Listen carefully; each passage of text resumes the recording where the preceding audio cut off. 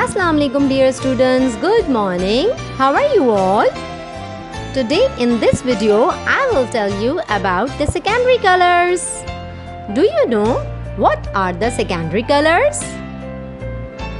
The secondary colors are those which are created by mixing two primary colors, purple, orange and green. Purple, orange and green are the secondary colors. Oh, now you can see purple things here. There are so many purple things. Orange color. Orange things. Carrot. Autumn leaf. Pumpkin. Green color. Leaves. Tree. Dinosaur. Wow! Now I will tell you how we can make secondary colors with the help of primary colors.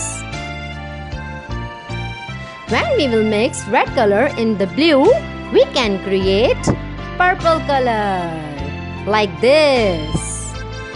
When we will mix red in the yellow color, we can create orange color like this.